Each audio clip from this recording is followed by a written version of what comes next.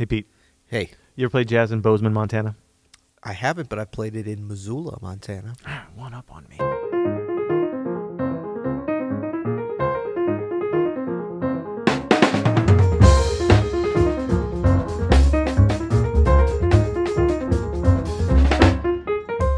I'm Adam Maness. And I'm Peter Martin. And you're listening to the You'll Hear It podcast. Daily jazz advice coming at you. Now, we're talking about Montana because we have a listener question. We got a speak pipe from a regular speak piper. Oh, a speak piper. I like that. I just made that up just now. We should let people know anyone can become a speak piper. It's super easy. You just go to you'llhearit.com. We have a way to leave us a voice message. Yep. It's really that. Self-explanatory if you go there. Yeah, I don't even have to explain it on here. But anyway, this is from Zoom. I think Zoom is in Vancouver. Vancouver, yeah. Seems right. Our friendly neighbors to the north and west. Zoom is a frequent speak piper, which seems to be a pattern. Once people get going on the speak pipe, they like it, we like it, and it's all good. But he also always asks some pretty great questions. So let's check it out. Okay. Hey guys, this is Zoom from Vancouver, Canada. I'd love to hear about some of your favorite jazz cities. Maybe hear about some of the clubs you like to play at, some of the local scenes that you really enjoy. All right, thanks so much. Peace.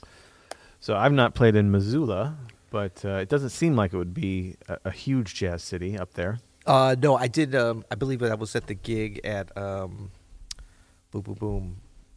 University of Montana. Is that in Missoula? I believe it is. Yeah. Did a nice concert many years ago. I'd like to go back. But I was just thinking he's asking about some of the cities. I would start with Vancouver.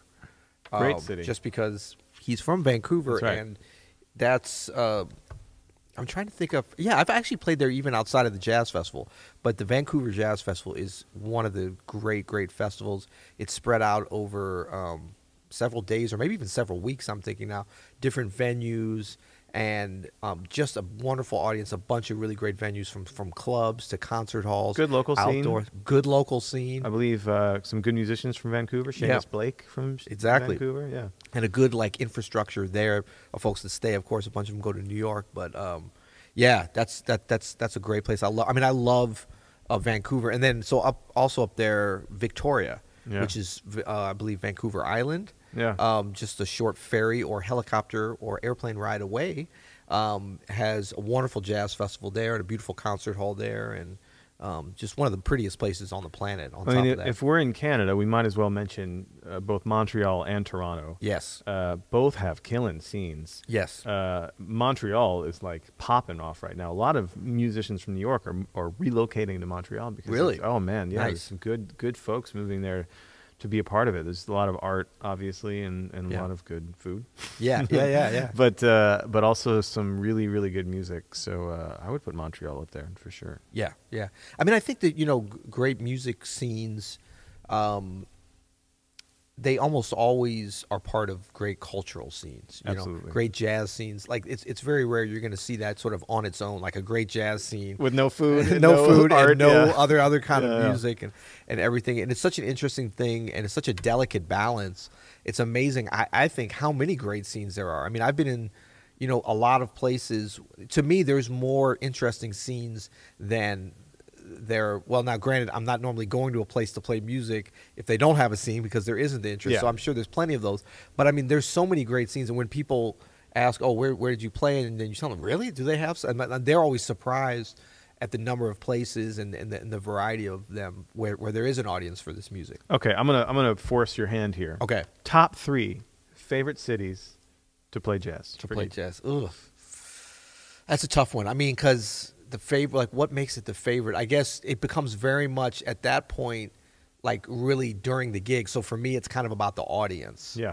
So one would be Paris. Oh yeah. Because the audiences are just so smart, but also energetic and knowledgeable, but not really snooty as you traditionally would think of the French. I mean, they're knowledgeable and they react in a great way. Basically, they're giving you that energy. They understand the history of music, so there's an expectation that you bring it. I love that. I actually don't like going places when they cheer for anything that you do, whether you play good or bad. To me, that's depressing in a way. It's not real.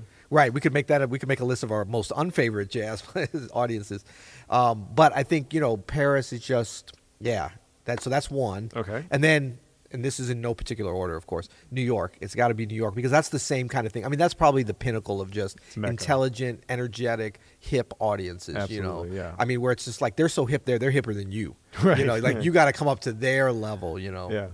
And then and I'm about to give you. You better be thinking of your three. I have my three, but I'm trying not to repeat yours. Yeah. So then I'm going to say New Orleans. Because I love the spirit there. Like I still kind of feel like it's my hometown. I know a lot of the people in the audience and the musicians. Like that's a very unique, again, very intelligent.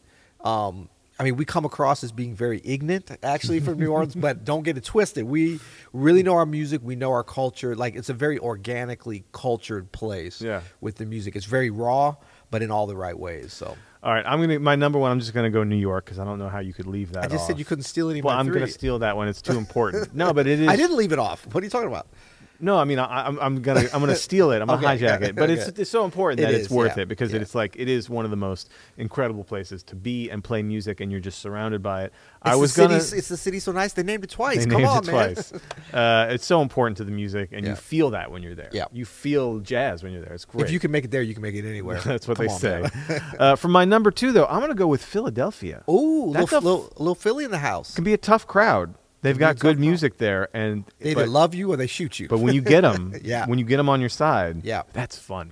Now that's a very knowledgeable, yeah. And they have good local folks there, so they can turn their nose up a little bit. But yeah, and I'm thinking about so many great Philadelphia musicians, but some of the ones that I kind of know personally the best, Christian McBride and Orrin Evans, and there's a reason that they are such great musicians, but they're super knowledgeable too. Like they're total Philly guys. Absolutely. And then I mean I don't want to speak out of Christian and Orrin, maybe turn off the podcast now, but I'm gonna say there's a little bit of with the music. There's a little bit of chip on the shoulder because you're so close to New York. But you're not New York. You're not New York. I mean it's Philadelphia, and that's the closest city to New York, and anyone would feel. I mean, kind of like we have here with Chicago, maybe a little bit. Yeah. But Philly's even closer to New York, so they really wanted to bring it. But I mean, the audiences it's just smaller than New York. But I mean, they're just as hip. I would agree. I'm sorry, I'm hijacking your number. No, man. Here, but this is why I said it because Philly is something to think about. It is. And like I said, it's a tough crowd. It's almost tougher than New York. Yeah. Because they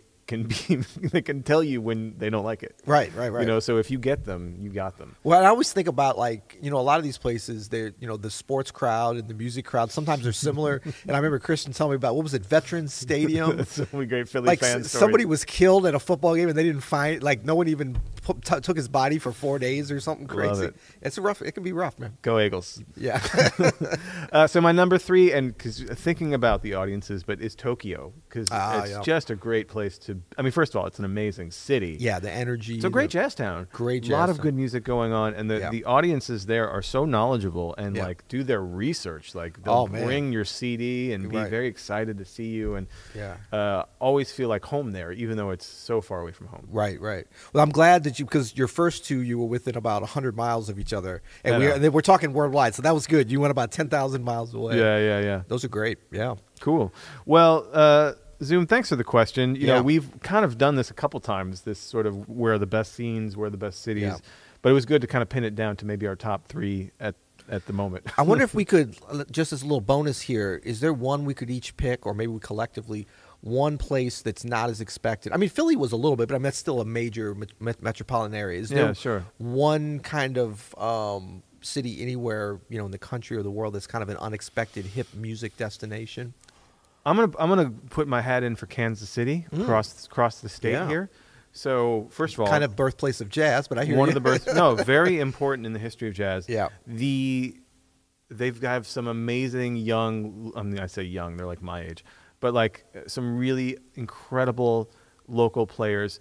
The good young players from St. Louis, a lot of them are moving to Kansas City, which is making me mad. We got to step. We got to step it up. But that's how good the scene is over there. They're playing 7 nights a week. But they have young musicians. Herman Mahari is a trumpet player. I think he spends a lot of time in Paris now because, as you said, it's such a great scene. Logan Richardson is an outdoor player. But they have some history, with Pat Metheny and just a bunch of folks. Charlie Parker. Well, they have. Lester Young. I fell in love with Kansas City the first time I went there, and there was an enormous statue of Charlie Parker's head. Yeah. And I was like, well, this is my town. Yeah. This is a great place. But they have some really cool cultural institutions. They've got a lot of young crowds, a lot of enthusiasm for jazz there, and it goes a long way. Yeah, I would agree. I was thinking the only thing I can think of now actually is a great place, and I've mentioned it before on the podcast. And that's Santa Cruz, California. Oh yeah, yeah, yeah. Small community. Never been there. Yeah, it's they have a very, and I mean this is very much around kind of one venue, the Kuumba Jazz Center there, but there's a very, I mean it's such a wonderful culture city, and so many great things, so much beauty and nature and everything there. A lot of art too, right? A lot of art. And just one of the most beautiful places. And I mean, a lot of people think, well, that's San Francisco, but it's not. It's far enough away. I mean, it's kind of Bay Area, but not really. That it's its own little California's thing big, man. California is big, man. What is it, like the world's 4th biggest economy? It is, yeah. Or something. So, something like that. Yeah, I'll put it in for a little Santa Cruz. Big shout out. That's great. Yeah, cool. Well, if you want to leave us a voice memo or a speak pipe, as we call them, you can go to you'llhear.com. You can also type a written question. You can order you can type one on a typewriter. Mail it to you'llhear.com. Nothing's going to happen. No, you can leave us a message there. You can get a You'll Hear It t-shirt. Hey, what's up, Dan? Dan Martin appearance. What's up? But yeah, until next time. You'll hear it.